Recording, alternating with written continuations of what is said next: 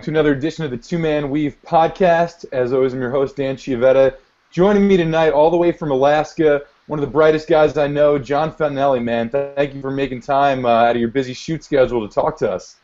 Yeah, no doubt, man. I appreciate it. I'm glad to finally be on the podcast. Was this episode 11, 10, 11, something like that? Oh, 11, man. We're in double digits, and we're keeping it moving, man. Cool. Yeah, excited to be on. So Fonz is in Alaska, where the Wi-Fi isn't the greatest, so there might be a little lag there. What's important is the audio should still be clear. So, I mean, if you want to throw this on and do other things on the web and just listen, that's fine too. Or if you want to look at his pretty face, that's fine too. It just might be a little off-keyed. But I mean, you got the Alaska beard going nicely, so I think people might want to look at you, man. I like that. How long has that been? Actually, I'm doing one of those photo booth, like take a picture every day deals. So this is day 31 right here, man. So getting into the second month of the beard. That's awesome, man. I always love those videos, how they come out. How are you going to keep it going until you come home? I think so. I mean, I was thinking about keeping it going until Thanksgiving, maybe even until Christmas, depending on how my family reacts when they see it. So are you coming? You're coming back to the New York area for Thanksgiving? Hopefully Thanksgiving and Christmas, the way our shooting schedule works out, I think they'll be able to fly me back for both, so that'll be cool. Nice. Now, you're working on a show up there called Alaska, The Last Frontier for the Discovery Channel. You've been up there for about less than a month, but almost, right, kind of thing? Yeah, the 27th of August they flew me out, so coming up on a month. Yeah, I think this is my 4th week here.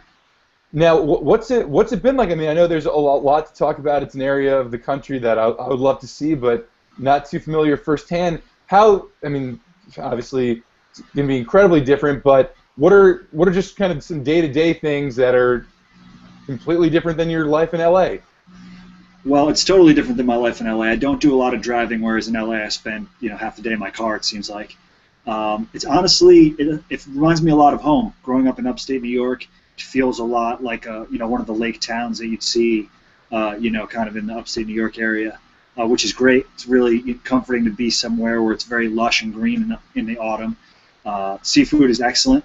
I'm in a small town right now, so it's smaller than the population of Cortland where we went to college. So that part of it is interesting. You go to the grocery store or one of the local restaurants, you'll see the same faces all the time. We're working in kind of like a smaller town, and where we shoot is even more remote. So when we take trips up, to where the cast lives, you're out there. You know what I mean? There's no streetlights, as opposed to when I'd be walking around in Los Angeles at 3 in the morning, and it's a lot like New York. The city's still alive at that point. You go out after dark around here, and it's dark. You have the starlight, maybe a little moonlight to keep you company. And that's about it. Well, you mentioned being dark. I wanted to talk to you about that because I know. At some parts of the year, it stays bright all day, and at some parts of the year, it's dark all day. What phase are you guys at right now in terms of sunlight and kind of day and night? It's interesting you mentioned that because I was working on the show in post, and when it was around the summer solstice in June, they were getting I think 20 to 21, sometimes as close as 22 hours of sunlight every day. We're in southern Alaska, so it's a little bit more mild than I guess more northern parts. But I mean, right now it's pretty mild. The sun comes up and goes down at a reasonable time of day. I'll say that. But then by the time we're done shooting in December, there'll be 20 hours of dark and 4 hours of sunlight roughly. So I haven't experienced anything on the extreme level yet, but it's going to get there. It's going to slowly, incrementally get there.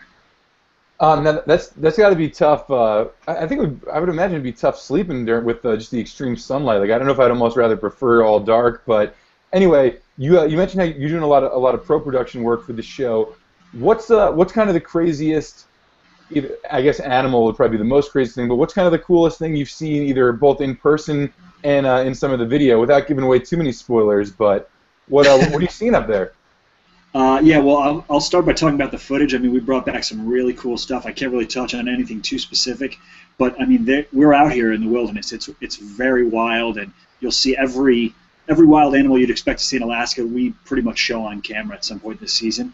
In terms of my own experience, having only been here for a few months, I think the coolest thing I saw was a peregrine falcon, which is actually really rare for this area. I was standing outside, kind of on the beach, and a peregrine falcon had killed a seagull, and it was just kind of picking this thing apart. and I kind of got close. I grabbed a buddy, and we got up there with some cameras, and every time we get too close, it would pick the seagull up in his talons, fly maybe 100 yards up the spit, and then kind of keep working on this thing. So it's pretty wild to watch this this like circle of life moment with this like really rare, majestic kind of carnivorous bird. And you know, if you check out my Twitter or my Instagram, both are at JohnAnthony37. You'll see some pictures on there of just kind of where we're at, and also there's a picture of that falcon on there. And that was pretty wild, man. I'd never seen anything like a bird of prey like that up close. That was a pretty cool experience. Yeah, dude, I would imagine, man. Your Instagram's been killing it. Just so much beauty up there, man. It's pretty incredible, and you got to be just a great opportunity for you. I'm glad that we were able to steal you away from all the work you're doing for a little bit to talk about it, because it's definitely not an experience that many people are getting to do, man. Going to Alaska for work, man, that's awesome. Yeah, it's pretty wild. I mean, you see people up here on fishing trips and hunting trips. You know, they spend however much time during the year saving and planning a vacation, and you know, I'm up here working on Discovery's dime, and you know, working hard, but also really enjoying the experience of being in a vacation destination at kind of the tail end of the summer. It's been great. Now, have you been able to still follow sports? Like, this might sound naive, but does your smartphone work up there? Like, how disconnected are you to mainstream media and what's going on in the lower 48? Well, it's funny because I feel even more connected to the sports world and the news media because I'm so much more dependent on it. You know what I mean? And I have less social interaction because of the nature of what I do in terms of work. So I found myself like really paying a lot of attention to sports and you know trying to watch as many games as possible, but also just mostly following things through the news. Good. Glad you're able to keep up to date with everything, even being so far away, man. The internet is a beautiful thing. Yeah, man, this is another thing I want to quickly mention. We had a radio show in college, and we rocked that for a semester, and it was great. And we've been talking for a long time about how we wanted to kind of run it back. Every time it seemed like we'd go like a few weeks without talking, and then we'd talk about whatever's going on, and find ourselves chatting for like an hour, and be like, "This is great. We got to get this on a podcast." And it's great that we can finally get this with the Hangout. I mean, it's something that we probably had available to us a little bit sooner than we realized. But I'm excited moving forward, knowing that this is so easy to get going, man. We'd love to get some more shows like we had back in C-State.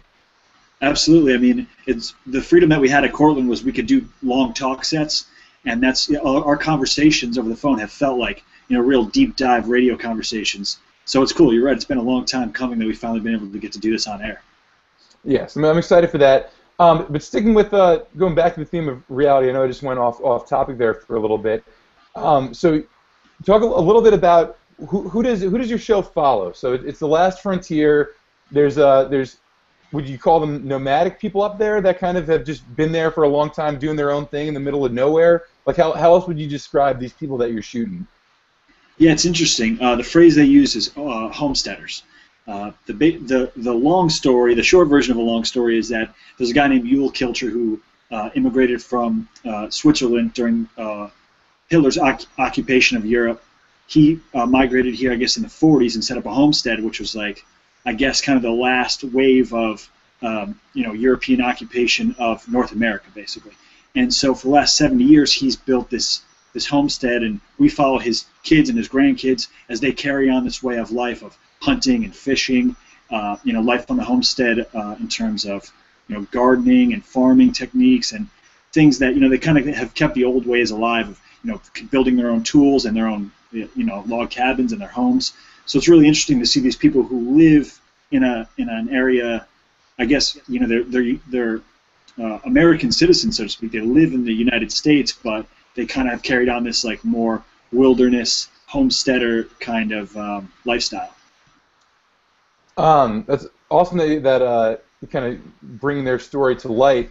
Reality TV is kind of a thing that's everywhere and in all forms and levels of the spectrum of how authentic it can be. There was an article that came out today where Floyd Mayweather talked about how his Showtime show All Access was more or less staged leading up to his fight a couple weeks ago with Marcos Madonna.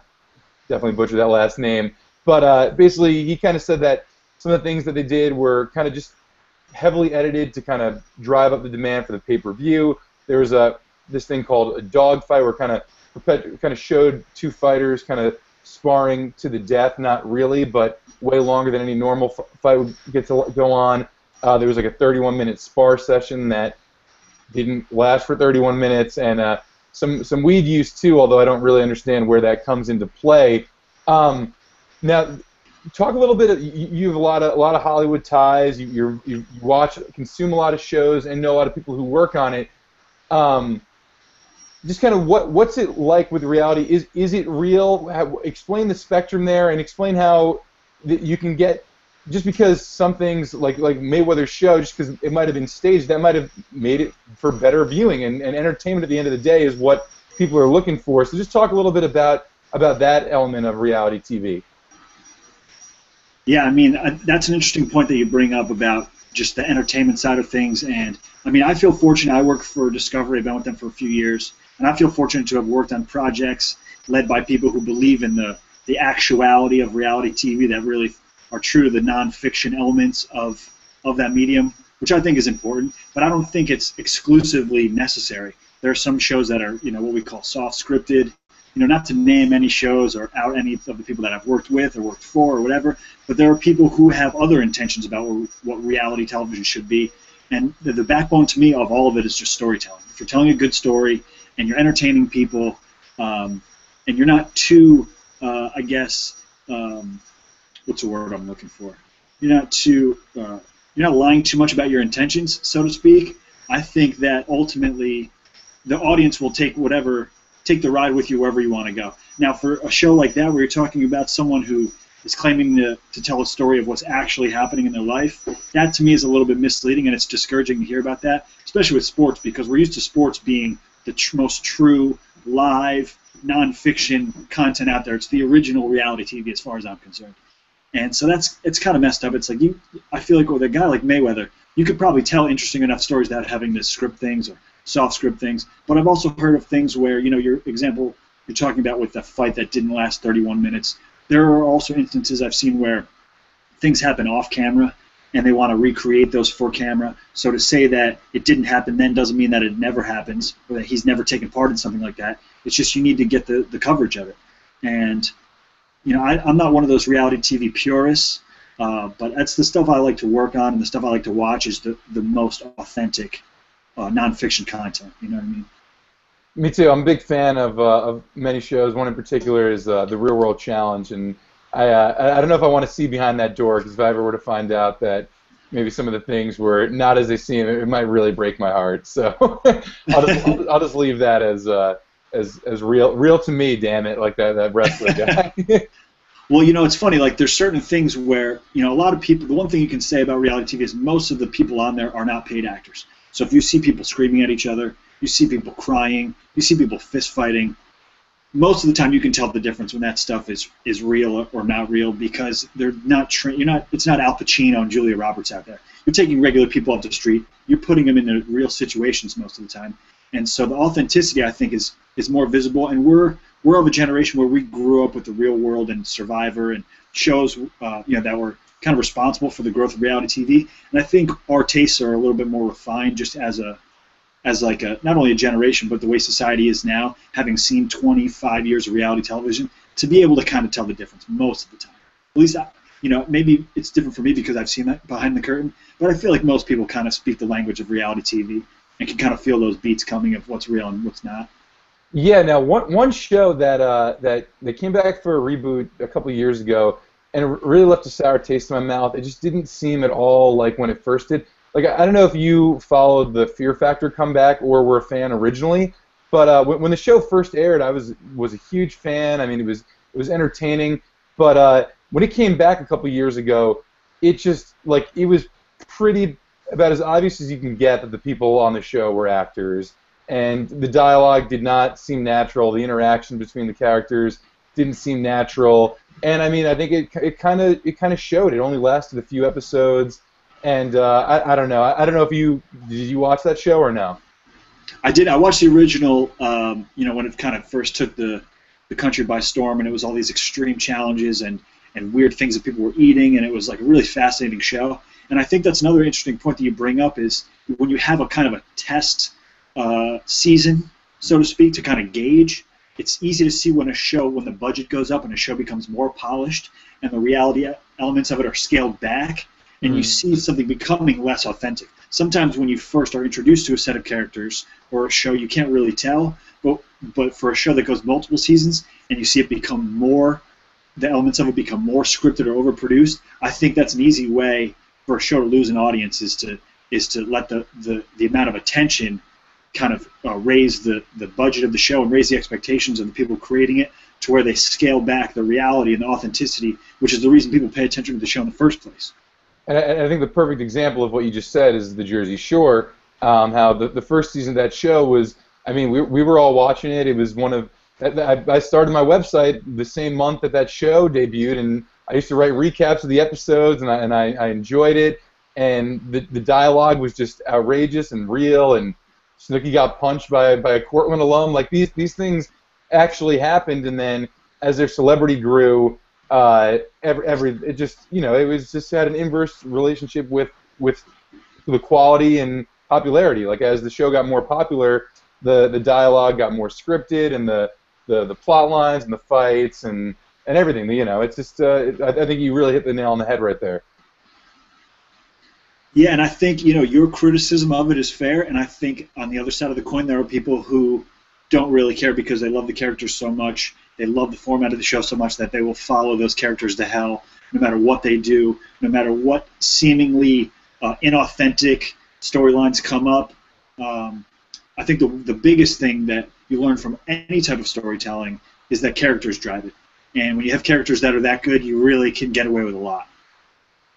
That's true. I mean, I'm not here to hate. I still followed that show longer than I'd like to admit. But it's one of those things where like you long for the days when it felt pure, and and it was they were wild cards. You didn't know what you were getting, and then they almost became caricatures of themselves. But that happens with success. So definitely not here to shit on anyone.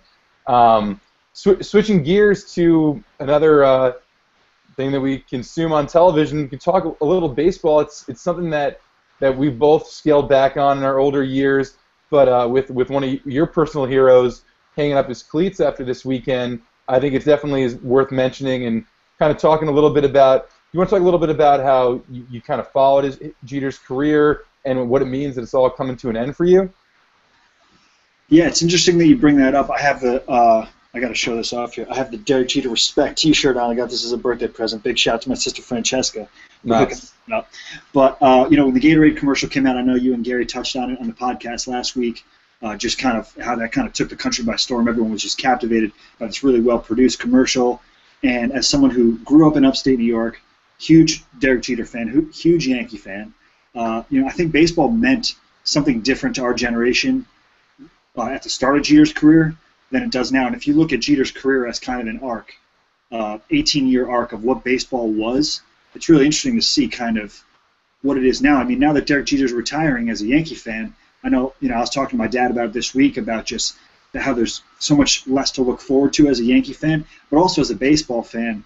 I mean, we might be among the first generation of people who don't really celebrate baseball as America's pastime, which I think is interesting. And I talked a few years ago. You grew up a Mets fan, I grew up a Yankees fan. We both grew up in New York. But you kind of gave up on the game of baseball a while ago, and now I feel a few years behind you on that trend where, unless it's the Yankees in a pennant race, I can't even sit down and watch a 9-inning baseball game anymore. And my question for you is, do you think we're part of a generation that's going to start to abandon baseball? Do you think you'll ever bring your kids to baseball games the way our parents brought us to baseball games? Yes, I think that as long as the Mets are still playing, as long as tickets are still affordable, I think it still is a nice, fun thing to do, especially with the younger kids, because they are still, at the end of the day, they're professional athletes. But just for an example, like I haven't watched a game on television in probably 4, 5, 6 years. Like the Mets haven't played a meaningful game. Maybe I've caught an inning or two a year if I'm at like a bar or something. It's not something that I ever seek out. But last week I went to a Mets game. It was actually SUNY night. I went with my girlfriend, her friend, and her husband, and one of our other friends works for SUNY, and they ran this thing where basically it was like real cheap tickets, and you got 2 hours of open bar and food before the game, and it was a great time. We weren't really paying attention to every pitch. Like there was a dunk tank that we were throwing balls at. We were getting food. We're just like it's just kind of there. It wasn't like the be all end all. I wasn't keeping score like I used to as a 13-year-old. It's a different experience, and I think in person it still is a lot of fun just to get out to a game. You're surrounded by a lot of people rooting for the same thing. But in terms of watching on television, man, like I'd rather watch anything else than that's like the last thing I would ever want to watch is a baseball game on television. It's too long, not enough action, like especially now that everyone's got Netflix and Chromecast and you can stream anything you want. Like why waste time with something kind of so boring? I mean, I know some people it's not boring to some people, but to myself it is, and I think other people are kind of starting to feel that way too. Yeah, it's interesting because I had a professor in college, a sports on TV professor, worked for ESPN for a long time. He's a really insightful guy, and one of the things he told us is when you make sports on television, you have to understand that you're not competing against other sports for popularity. So baseball is not competing against UFC and college football and tennis. He said you're competing against anything that anyone can do in their free time. Not only other sports, not only other television shows, but you want people to say, I want to mow my lawn early today so I can get inside and watch whatever is on television. You know what I mean? And football, college and pro football still has that appeal. I think playoff basketball and March Madness NCAA basketball has that appeal to some degree. UFC pay-per-views are starting to gain that appeal. And for people of a certain age, we remember when baseball had that appeal. In '99 with the home run race, following those Yankees teams. I mean, I'm looking back now of being from the ages of 8 to 12, the Yankees won 4 World Series in 5 years, and just how spoiled I was as a New York sports fan. Might never see that again in any other sport. And now it's like, what is baseball's big draw? What are they? Who are the stars? What are the teams? What are the rivalries that are driving, you and I, casual baseball fans to a television? What would it take for you to say, I have to watch this baseball game tonight? Well, they've done a horrible job of kind of selling the sport. I mean, not even getting to the fact that they just don't. They've made no changes at all to kind of better the viewing experience. Be it make the stadium experience more interactive, like in terms of tweets or phone. There's nothing there that kind of draws anything to it. But like it's just not. They're not really doing anything. They're not making any changes. They're just kind of like the model's not working. But what are they doing to kind of try to improve that? It's almost like they might be content. I mean, I don't see their books. I don't see how much money they're making or losing. I'm sure they're making. The fact is they're putting out so many games, and that's so many hours of airtime that they're filling. That they're getting the TV and the ad money from it. So maybe they don't feel like they have to change. But I mean, eventually, like our generation's tapped out. I mean, I can't imagine many middle school kids are growing up today, kind of sitting at home on a school night, like what, you know what I mean? Like they're not staying in on a summer night to watch a ball game. Like what's the future like for this sport? Excuse me. I think players like Mike Trout and Yasiel Puig definitely have a lot of appeal in Southern California, where I spent the last couple of years watching those guys, as like just transcendent athletes and talents. Watching their talents translate into baseball success and team success. I think that's definitely something that you'd be optimistic if you had a stake in baseball as from a profitability standpoint. But I think they're definitely missing rivalries. They're definitely missing that whatever that draw was. I think there's always some kind of statistical race going. Was it draw offense? I mean, like we lived through the steroid era and loved it, and is that's got to play a role in it because these games are boring, Yeah, I mean, I think the big thing is our races, not only pennant races where it's team versus team, but also races against history, like the home run race. I think if a player were to approach batting 400 and, you watch every at-bat, inside and out, something like that. I mean, these pennant races that are coming down now, it's not a lot of big markets. You have teams like Kansas City and Seattle that are fighting for playoff spots. That's not going to get a national draw. So I think it's a big part of baseball success going forward will have to be getting the big markets back involved. When the Mets and the Yankees and the Red Sox are doing better, I think the sport's doing better. But it's just hard for me to imagine, like you said, people under, in the generation below us, 18 and under, really caring about baseball the way we did when we were growing up. And I don't think the NFL and the NBA have ever been more popular, so that's got to hurt. on the sports landscape. Yeah, it's a generational gap. I know my dad still watches many Mets games. I'm sure your dad still watches the Yanks. Um, but I mean, do you think they would ever kind of make a change? Like, I mean, I don't think they would. I mean, in terms of shortening up the game or putting like a shot clock between pitches. Like, I don't think these are things that could happen. But at some point, they might want to start thinking about some crazy things. I know Coward always mentions how like rich people, it's hard to get through to rich guys. They don't want to hear anything, and that's what these owners are. You know, they're wealthy guys. They're still making money, so why are they going to change? He says the same thing about like the Republican Party and things like that. It's hard to get people at that level of success to listen to you because all they're listening to is their bank accounts going up. Yeah, I mean, I think that's an interesting point. Olbermann actually did a great rant earlier this summer about how baseball's been talking about for decades about making the game shorter, and that there's a study that they did in minor league games where they were able to make the games 21 minutes shorter, and that baseball, Major League Baseball, Bud Selig say that they want the game shorter as a television product, and just kind of make it more concise for the entire viewing audience, including the people at the games, but that actually will cost them money because it's less commercial advertisements you'll be able to sell, that's less concessions and things you'll be able to sell at the stadium. And I think you brought up a good point with Sunday night at the Mets game where the stadium experience is changing, where you're not sitting in your seat for 9 innings. Going to the new Yankee Stadium in New York, the first time I was there, we went to the bar for 3 innings. I was watching the game on television at a bar in the stadium. The experience has totally changed from the old Yankee Stadium that I grew up going to as a kid. So the stadium experience, you can see, is already changing. But it's just, to me, a question of like whether they actually want the game to be shorter.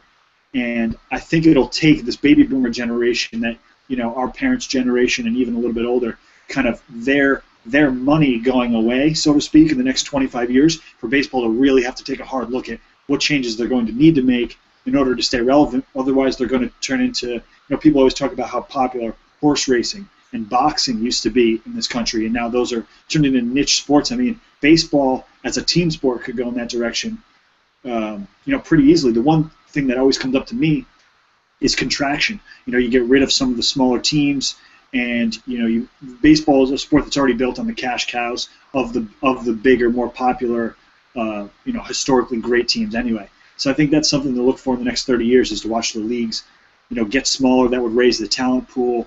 But ultimately, I mean, I don't really care. Baseball could go away, and it really wouldn't affect my life that much, and I think that's probably their biggest problem. Yeah, it honestly wouldn't affect my life at all, except for, oh man, like I'm never going to go to a game with my dad again. That's like the only thing that would be like a little bit sad, but it wouldn't change any day to day. I'm not checking stats. The other thing is 162 games is such an insane amount of games to play, like to decide like so 4 or 5 playoff teams. That like how can you get yourself hyped up for like a May or June or unless you're in the playoff hunt? How can you get excited for any game when you know there's literally like hundreds more that are going to come afterwards that you could just make it up then? There's no, it destroys the sense of urgency. Whereas like in the NFL, for example, there's 16 games. Like if you go down 0-2, it's tough to bounce back from that. You could literally like not win for 3 weeks in a row and still like come in first if you get hot at the right time. It's just crazy. Yeah, I mean, to take that and extrapolate it out, you're talking about every baseball game is worth, or every football game is worth 10 baseball games. So a 10-game winning streak is the equivalent of, winning your week 1 football matchup. And you're right, to build stakes, the biggest thing that we talk about in story in terms of making television is stakes and urgency. You want to build stakes and urgency in every story. You want to outline the stakes and the urgency in every story. What are the stakes of a game? Like you're talking about in May or June. For the Yankees, the last 2 years, they've cashed in on the Mariano Rivera farewell tour and the Derek Jeter farewell tour. So that's 300 games worth of saying goodbye to 2 legends. Well, when that's gone, what are the Yankees going to have to hang their hat on? I was talking to my dad about just how passionate New York sports fans are, and how Jeter's retirement is unlike any other retirement because it's New York. It's Michael Jordan and Magic Johnson and Wayne Gretzky, the other great athletes that have retired in our lifetime. It hasn't even come close to what Derek Jeter's experiencing now. And so even for the most loyal fan bases, you're starting to see that interest already taper. And I don't think it's going to get any better unless you get some real drive you to the TV type of storylines popping up with that sport. And I don't see that happening because, like you said, with steroids, the offensive numbers have tapered off, and there's so many games that it's harder and harder to build stakes and urgency and must-see television into a season that's 6 months long and probably 30 games too long. Yeah, and I don't think we'll. I mean, this probably isn't true, but it's hard to imagine a player coming out into the league now and kind of experiencing the same success that Jeter had right off the bat and kind of prolong that for that many years with the sustained success, just because at the era in which Jeter came in, it was like early stages of the internet. Like, you didn't really have those options to kind of seek out what you wanted. You were still kind of at the hand of what was given to you, like what ESPN was playing or what some other stations were playing. So, like, those games that in the late 90s, those were kind of like must-see TV. Like, the steroid era was still going. People actually cared. So, like, that's kind of where his legend and his exposure kind of gained. I can't see a player coming in now, even if his skill set is like a guy like Mike Trout, even if his skill set kind of trumps whatever Jeter was at his peak, he's not going to get the exposure and kind of make the difference and kind of put his stamp on a culture the way that Jeter did. So that's another reason why him leaving is kind of the end of an era. That's true, and I mean, to look at that 96 to 2000 window when the Yankees were winning and Jeter was kind of ascending, that was the end of the Jordan era, so to speak, when the NBA's ratings kind of tapered off.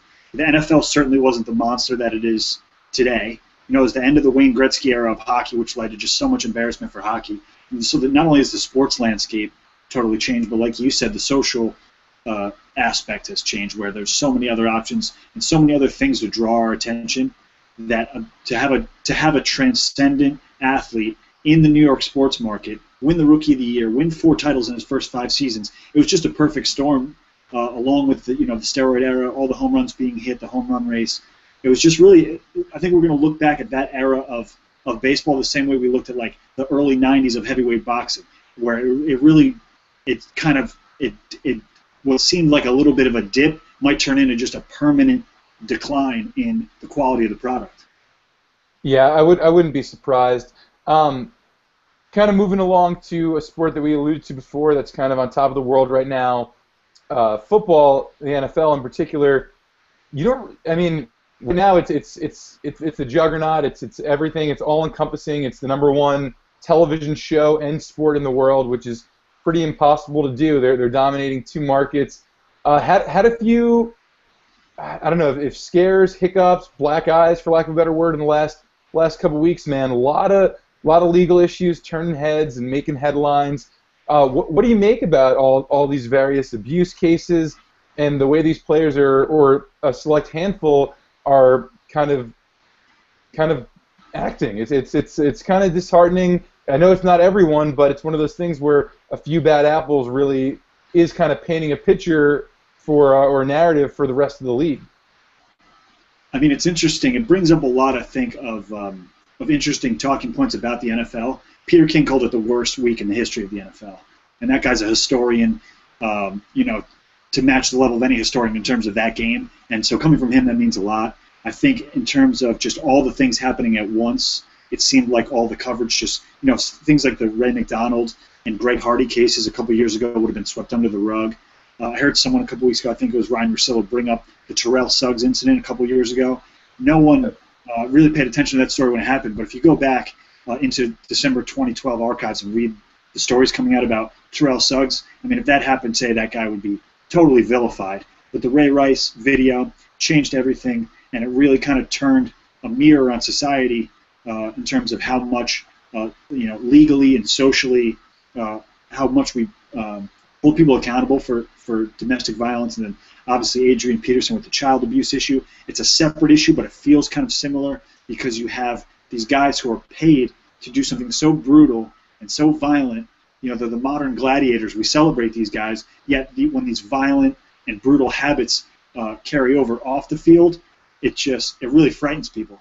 And I think that as a society, we'll start to look at a lot of those issues differently and start to hold our athletes to a different standard. The one thing I wanted to ask you was what the appropriate punishments are for something like this. I mean, are we getting to the point where we're just going to start, a year ban becomes the baseline for any instance of domestic abuse or any, instance of violence? I mean, what's the difference between hitting, a woman, hitting a child, or getting in a bar fight or DUI? Where do we draw the line with all this stuff? I think the thing about punishments in the NFL is, since the season is so seemingly short in terms of just pure games, that it almost has to be a season penalty for it to seem legit for some of these ultra-violent crimes, especially against women and children. Because, I mean, like the Ray Rice example, you got suspended 2 games in the equivalent of a basketball season that's closer to 10 games, where like an 8-game suspension is the equivalent of a 41-game suspension in basketball. But it doesn't feel that way when you're talking about such low numbers.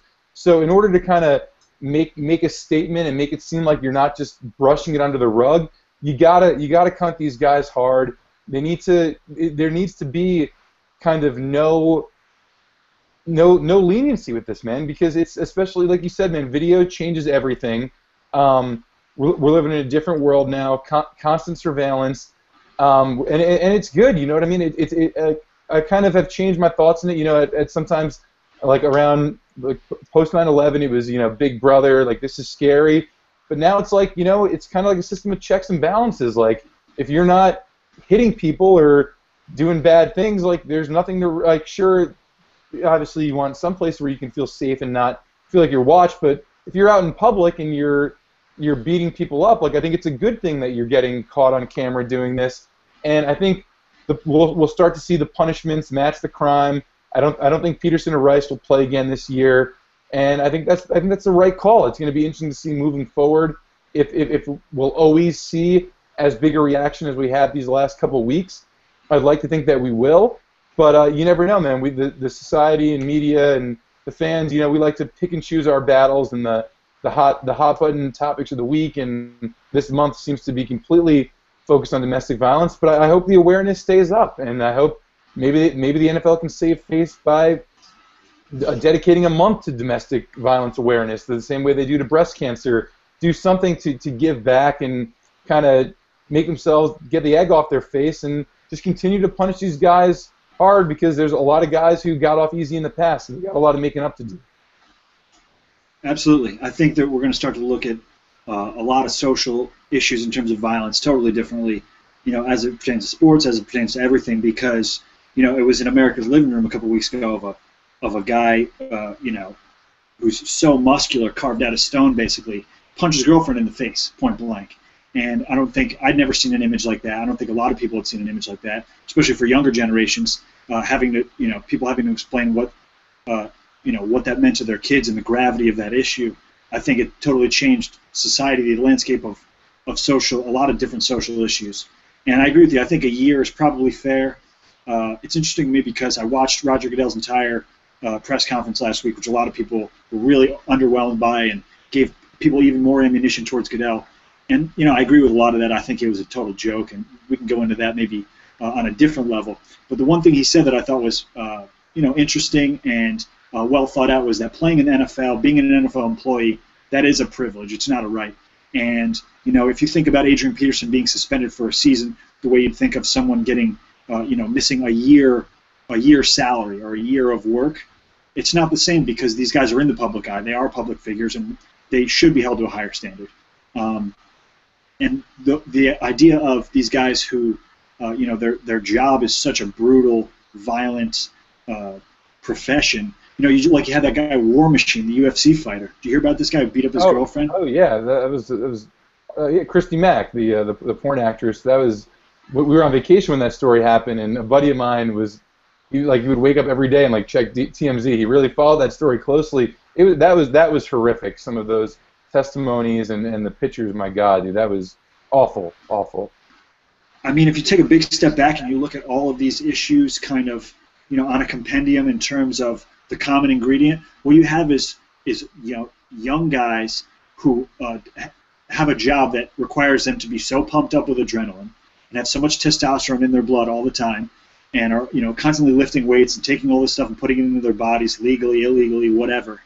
It makes me wonder if it's actually if being a pro athlete is actually causing these guys to have issues with rage and with violence. Do you think there's any merit to that line of thinking? Well, maybe you could say maybe it's that rage inside them that propelled them to that level of stardom in their field in the first place. Maybe it's not a cause and effect. Maybe the rage is kind of what caused their stardom. You know what I mean? Because it takes a special breed of crazy to want to get in a ring with someone and beat their face in, or to be a running back and get hit by brick wall linebackers 20 times a game. So, I mean, I'm not sure it's one of those what came first, the chicken or the egg kind of things. But, I mean, they definitely go hand in hand. But they need to learn that. They need to find an off switch, however it may be, and not treat people in their everyday lives the way that some of them have chosen to do this. One thing, Peter King mentioned the worst week in the NFL. I just don't get, I almost feel like this stuff has gotten more media attention than Aaron Hernandez, who may or may not, but probably did kill upwards of 3 people that we know about. Like, that to me is the craziest thing. Like, he was a star player too on a high-profile team, played in a Super Bowl, may or may not have made a Pro Bowl, but put up great numbers. Like, I almost feel like that's like the forgotten case. They still haven't gone to trial yet, and I mean, yes, domestic violence is horrible, but like this dude, like I know legally he's not getting out off scot-free, but just in terms of like the public eye, it just shows how quickly people forget and move on to the new topic, rather than kind of be like, we still have this guy to deal with too. Like, he killed people. Like, I don't know. What do you think? That's an interesting case, because it's like you're not, with a case like that, no group of people or no one's sensibilities were like offended. It was like, as soon as the charges happened, the guy went to jail. He hasn't seen the light of day since. He's been in jail. The Patriots immediately cut him, and there's no group. The way you'd have domestic violence groups and feminist groups and women's groups. There's no father of murdered sons and daughters groups or whatever that's standing up and saying, we need to take a stand against guys owning guns in the NFL or whatever it is. And maybe there should be. But you're right. It's like it wasn't like a societal hot button issue like you're talking about, where it's like the flavor of the week kind of thing to get offended about, so to speak. And not to say that people shouldn't be offended about these things, because obviously they should be. But you're right. I mean, that's a pretty brutal thing that he was accused of, and it's really gone away in the mind of sports fans, I think. Well, you brought up a good point with what was I going to say? Kind of how how there's no groups coming to defense of the murder kind of thing, but how surprisingly there is kind of two sides to the coin with some of these recent domestic violence issues that we've seen. Like there's people like Charles Barkley's one of them, more so in the South, where they kind of accept kind of beating their children, and they think that's the norm. So it's almost like you have kind of two sides there, whereas you're right, with Hernandez, it's more cut and dry.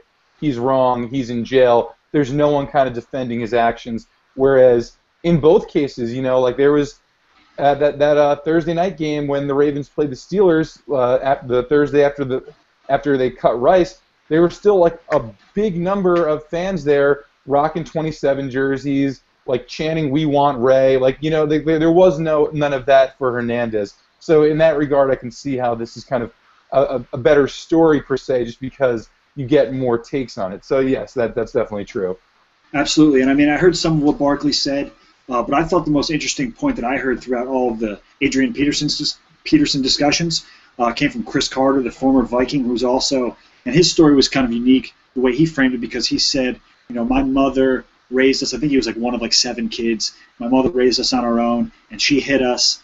And then he, right in the same sentence, he said, but she was wrong. She was doing the best that she could, but she was wrong. It's 2014, and maybe it's issues like this that we need to kind of flare up into the public eye for people to say, this old way of doing things, whether it's a cultural thing, whether it's a racial thing, whatever people want to attribute it to, it's not right. You shouldn't hit a 4-year-old. A 4-year-old's not going to learn anything from getting beat with a leafless stick, except for violence and fear and hatred, and that's not okay. I mean, there's still people in the South that are fighting the Civil War that think slavery should be legal. Just because something is a part of the culture or a subculture doesn't mean that it has any place, doesn't mean that it's in any way defensible, I think. And for people who are coming out to defend, Ray Rice, the way kind of Paul George did, the way people are defending Adrian Peterson, the way, Roddy White and Charles Barkley did, maybe we need those people to come out so they can be put in their place, so to speak, to say, hey, listen, I know you're defending where you came from or how you grew up.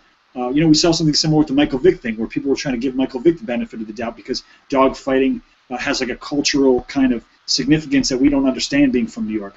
Well, if that needs to flare up in the national media for people in those subcultures to be told, hey, this is wrong, this is morally reprehensible, then maybe that's part of the role of sports is to turn a mirror on society and help change things. Yeah, man. No, things like this serve as a real great litmus test for kind of where your beliefs and thoughts kind of fall, just on a morality kind of spectrum. And I mean, I think that like the Penn State Sandusky Joe Pa thing was a real good test of that too, because it was one of those things where if the majority of the country feels a certain way and there's a few people speaking out, you just kind of look silly because it's like you're kind of stuck in an era that hasn't adapted yet, and you need to, like the people who kind of thought Joe Pa did no wrong or that think Peterson did no wrong. There's people like that out there, but when these things happen, it's like a chameleon. They get to show their real colors, and you can kind of make opinions and kind of try to help change their opinions just based on it's not right, but it's a good way to kind of show like how not everyone thinks the right way. And I mean, like we're all different. We all have different experiences. I mean, not that there is a right or wrong way, but it just shows that some people are going to interpret things a different way, and you got to try to work with them to show that maybe morally that's not the right person to defend. Sure, and I mean that's one of the things that makes the United States a great country, and that makes social media and everything like that worth defending, is that everyone is entitled to their opinion, and dissenting opinion is proven over human history to be a good thing ultimately. That you don't want a homogenous society where everybody believes the same things. But at the same time, all the issues that we're talking about, you're lumping Joe Paterno into that. The common thread that's running through all this is human rights and protecting innocent people who may not have had a voice in the past. Whether it's people who are physically abused, whether it's people who, whatever range of physical abuse you want to talk about, or people who have felt like they didn't have a place in society to speak up. Now those people do feel like they have a place because of those issues, I think. And not to say that people who are raised a certain way are right or wrong, but I mean it's being more sensitive to human rights issues, I think, is the biggest factor in something where it's the NFL, it's sports. We all just want to be entertained. We all want to look up to our heroes. We all want to be told a great story in terms of the way a game unfolds or the way a season unfolds. We don't want to deal with these issues. But now we've gotten to a point as a society where we don't have a choice. Bill Simmons ran a couple great emails in his mailbag column last week. One was from a guy who's our age. He was like 25-year-old Vikings fan, and he was basically saying, I've looked up to Adrian Peterson since we drafted him, and now I don't have any Viking to believe in. And it's people like that where you look at it and you say, how should we gauge our heroes? And then the other email that, just while we're on the topic of that Simmons column, that really struck a chord with me was that anyone who's defending Adrian Peterson's right to beat his 4-year-old to the point where they bleed should let Adrian Peterson beat them with a stick until they bleed. Because if it's all right for him to do it to a 4-year-old, then you should be able to tolerate that as a grown person. And obviously no grown person should ever be subjected to that. I mean, we're talking about capital punishment, to a 4-year-old child. I don't think that's defensible. And dissenting opinion is something I'll always defend, and I'll always defend someone's right to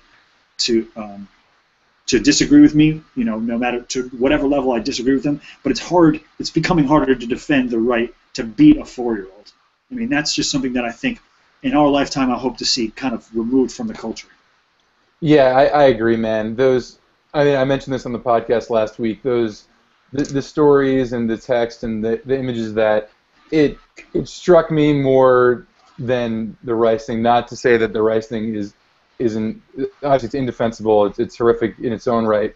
But just the fact of that happened to a child, it really made me sick, and I will never root for or even I don't even want to watch him play. I don't want to look at that guy anymore, man. Like he really it just disgusts me. And I mean, is completely unrelated to anything that he did, but his mugshot just looked creepy as shit. I don't know if you saw it, but that thought did cross my mind too. I was like, this looks like I'm looking in the eyes of a crazy person a little bit. Yeah, it did. And I mean, I don't know. Do you watch The Leftovers or no? I have not seen The Leftovers. No. Okay, because he looks like this character Wayne in it, who's almost like a fake prophet, godlike character, and he's crazy, and they both have the same crazy eyes, needless to say, and the shaved head. A lot of similarities there, and I was just like, nah, out on AP. Don't wish the best for him. Yeah, I mean, I'm starting to feel the same way, and it sucks because the guy who Simmons ran his email, the Vikings fan, was talking about how Peterson was on his way to becoming probably one of the 5 best, maybe 3 best, maybe the best running back of all time. And now you have to take everything the guy ever did on the field with a grain of salt. You know what I mean? The way people want to defend Woody Allen's films or Kurt Cobain's music, it's like people get known for what their art, the art that they do, and the contributions they make to society in terms of their work, and then the type of person that they are. It's hard to separate those things. And with AP, it's become impossible, I think, for you and I, especially with how fresh this all is, to look at the guy as a great athlete anymore because of what we know he's capable of. Absolutely. One more weird NFL story to get to. A couple days ago, former Titans kicker Rob Bironas had a pretty good career. He was their place kicker for a long time. Had some fantasy relevant games. He was a pretty big deal. He died at the age of 36 in a car accident. He was driving kind of late at night. I don't know if it was like 11:30 or midnight, whatever, somewhere in his Tennessee home, and hit a sharp turn too fast, went into the woods, and died. So when that story came out, a lot of people were rightfully so, like rest in peace to this guy. He was a good athlete, but now some weird grisly details are starting to emerge from kind of what led up in the moments before the crash.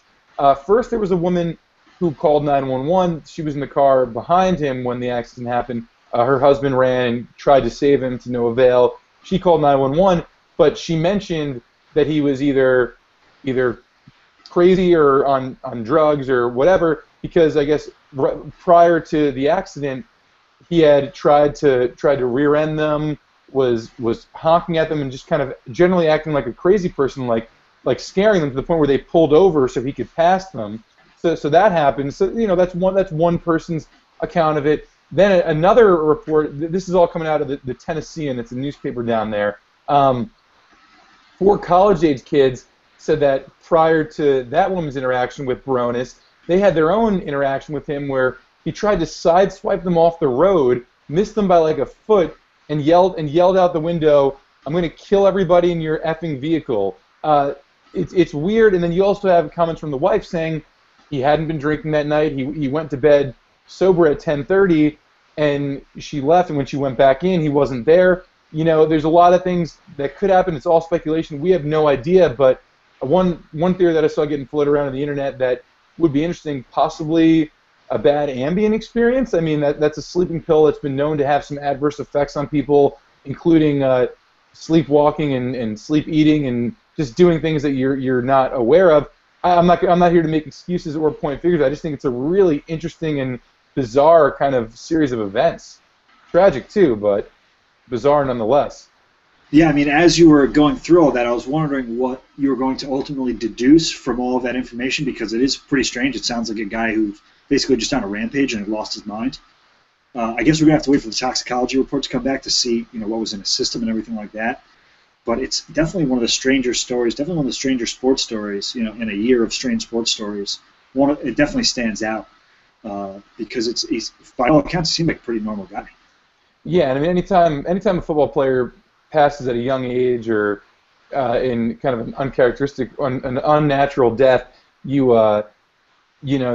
point to that to CTE, the brain damage, but I mean, he's a kicker, so you got to imagine he wasn't getting those. Right. I mean, he's not a football player. We're not talking about a guy who actually played. Exactly. That's what I'm saying. So normally that would be something that you would go to, but for him, I don't think that's it. But it's a story I'm going to be keeping an eye on, and I'll keep our listeners updated with, just because it's just so bizarre.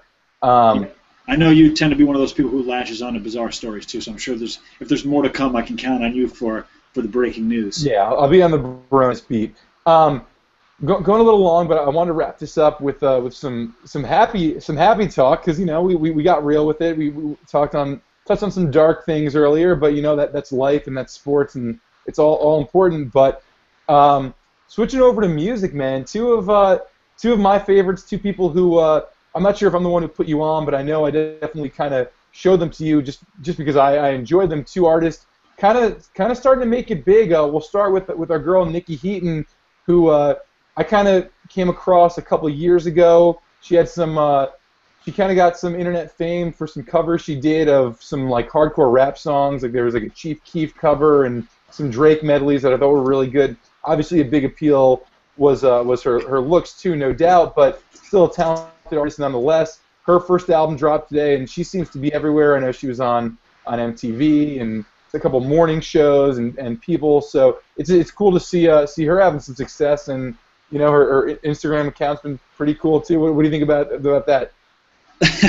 Well, I'm really glad you brought this up, because I remember you sent me the Drake medley. I think that was well over a year ago. And you were like, check this girl out. She's got a banging voice, and she's smoking hot.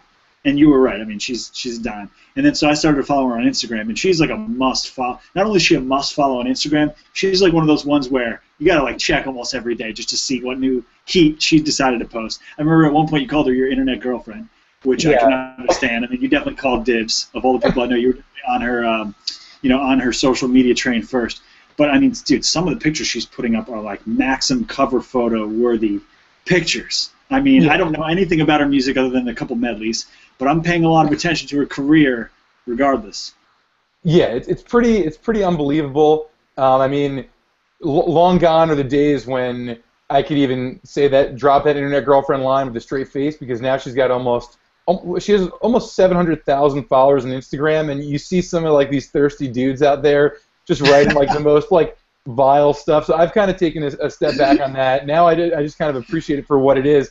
But there's just so many more creeps out there that have latched onto this. But no, myself included. I've never listened to any of her music, and I am out there creeping on her Instagram page regularly. And I'm not making any apologies for it, because she's just absolutely gorgeous, and she's got a great voice. Obviously, she's really talented, but she's, I think, getting probably more attention for her photography 100% career than anything else. 100,000%. But it's exciting. Because it's someone who I wouldn't mind seeing more of in the mainstream. So I mean, if this album, I've only heard, I think I've heard 2 of the songs on it, just because I got a lot of internet time at work, so I've checked them out. They're not bad. They're kind of typical kind of female R&B-ish kind of songs. So if she gets successful, more power to her, because she gives the people what she wants, and I like to see. It's always good to be on the train before someone makes it big. So that's my selfish reasons for hoping that she makes it big. Another guy who I've been following for a while, and his videos have always cracked me up. This guy, Lil Dicky, he's a rapper out of Philly, but he lives in Cali, and dropped a few ridiculous tracks a couple of years ago. He was apparently worked at an incredibly successful ad agency, quit his job to pursue rapping. He's just like a Jewish dude who is the prototypical anything but a rapper. But he's worked on his craft and has actually gotten pretty good, and got just in the last week alone, he had a new video drop for his first album called Let Me Freak. That's hilarious. And he got some feedback from some real high profile people. Kevin Durant threw up on his Instagram of more than 1 million followers the cover to Lil Dicky's album, saying this kid's got bars. And P. Diddy, another guy with a massive social media following, posted the link to the video on Twitter and said, this shit makes me cry every time I watch it. So it's just happy for him. It's good to see people who, by all accounts, are good guys doing well and kind of making a name for themselves in a career that they want and that they chased. For sure. I mean, Lil Dicky's another one who, I personally, I have first heard of him from you. and you started to send me videos. It seemed like every day you were sending me a new Lil Dicky video. And you know, you and I email a lot, so I have like a backlog of emails. I still haven't read that XFL article you sent me. I have like an archive of Chia emails that I just need to read. But that was one of them where I was like, all right, if Chia's sending me half a dozen Lil Dicky videos in a week, there's got to be something to it. I watched the sports rap video, and I think it's a real perfect compliment of someone who kind of understands his demographic. He understands his own image. He knows what he is. You know, he's not one of those guys who's trying to come out as like, you know, the next hardest white rapper. He makes fun of himself. He's very self-deprecating, but he's talented. I mean, the sports rap song that you sent me, the talent was evident in that. And I mean, with a name like Lil Dicky, you can't take yourself too seriously. But at the same time, when you have that level of ability where, you know, people like Kevin Durant and Diddy are starting to give you attention, your album is starting to gain traction, then you've got to be doing something right. I mean, in my opinion, at least. Yeah, you know, it's just all fun stuff. It's another testament to what you can make out of the internet. You know what I mean? It's a vessel to get your stuff out to literally an infinite number of people. And if you do a good enough job and people like it, it'll get out there. So it's good to see these people get some real world success from some of their internet success. You know, it's carrying over to the real world now. Like, these guys are starting to go on tours and be in videos and be on the radio and stuff. So it's pretty cool. It's a cool time that we're living in, and you know, it's always nice to be on board early on the train. Absolutely, it definitely is you know, it has a lot to say about how powerful the internet is, how powerful social media is, how talented people. It's become very Darwinistic, where if you're really talented and you just keep putting stuff out there and you keep creating content, it will gain traction because people will respond to it. And I think it's also, in terms of artistry, you know, I'm someone who likes to write and record a lot of his own music. It's also two examples of just being true to yourself. You know, if you're a girl and you're super hot, don't be afraid of being super hot. Make that part of your image. If you're a guy and you're naturally funny and you're a musician, incorporate that into your music. You know, highlight the things about yourself. You know, be true to who you really are as an artist, and people will respond, I think, to that level of honesty and vulnerability, because those are the artists I see myself gravitating towards, the people who I can see are like really, you know, have that level of authenticity. Well said, man. Really like the way you wrap that up right there. I guess before we end this, any new music we should check out for? I mean, I saw you dropped a little airport track. Are you working on any music? What are you listening to? What's going on in your world up there? Yeah, I mean, being up here, I was able to get my hands on a guitar, so I recorded a song I wrote about a year and a half ago called The Airport Song. If we're friends on Facebook, probably even if we're not, you can find it on YouTube, John Fontanelli, The Airport Song. Still working with my main man, Andrew Weidel, to help write and record a lot of our music. You know, Dan and I, you know, have a mutual friend who I've been writing music with for years. And in terms of new music, I haven't got a chance to listen to a lot. I mean, yesterday I was listening to like old Jay-Z and the Chili Peppers. I threw on J. Cole's last record this morning. So you're just spinning a lot of the classics. A band who I really love, Alt J, just dropped a few new tracks. So if you like Alt J, definitely check out the stuff that they just put out. But you know, if you come across any new stuff, I know you stay way ahead of that stuff. Keeping your ear to the streets in New York. Send me anything you come across. For sure, man. And it was also happy belated. It was your birthday last week. I was looking for a good YouTube video to hit you with, and I came across one of our old little 37 videos that we shot, and just brought me back, man. Jay Font and Weidel were in a band called the 37 Project, for those who don't know, back in college with a couple other great guys, and it's just fun. We got a lot of it up on YouTube, on the same YouTube channel where you're watching this video right now. You can find some old ones.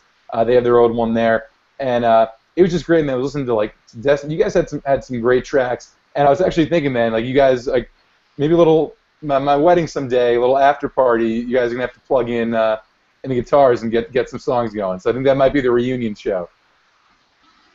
Hell yeah, 100%. If me and Weidel, first of all, if you get married, when you get married, I'm gonna be there. Second of all, if Weidel and I are there, we'll get our hands on a couple guitars and we will make that happen. If we could somehow do an after wedding reception jam sesh, the way we used to do it after the bar in Cortland, no doubt about it. Nice, good, man. So locking in. Not sure when that's coming, but keep it on your radar. Johnny, it's great talking to you, buddy, man. Especially being so far away. Anytime you want to do this, man, we'll run it back. We didn't even get to almost barely half of the things that we wanted to get to, just because the conversation just goes so natural. But we'll do this again soon. Yeah, I mean, definitely appreciate you having me on. Looking forward to doing it again. We got to make a habit out of it. And it's just unfortunate that we didn't get a chance to touch on more real sports topics. So hopefully when a lot of this stuff blows over, we get a chance to get back into the nuts and bolts of the games that we love. Football's heating up. Basketball season's right around the corner. Never been more pumped for an NBA season, so really looking forward to all that.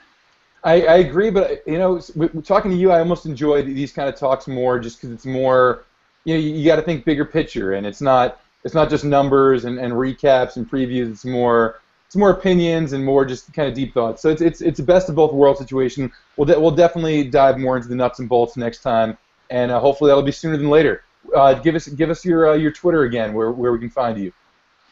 Twitter is @JohnAnthony37. Same with Instagram @JohnAnthony37. Lately, I've just been tweeting a lot of Photos I've been Instagramming because a lot of really beautiful pictures I've been able to take up here in Alaska. It's showing it all off, man. Nice, man. Well, enjoy Jeter's last games. Try not to cry too much, man. I will certainly cry a lot, but I appreciate you saying that. All right, man. I'll talk to you soon. Later.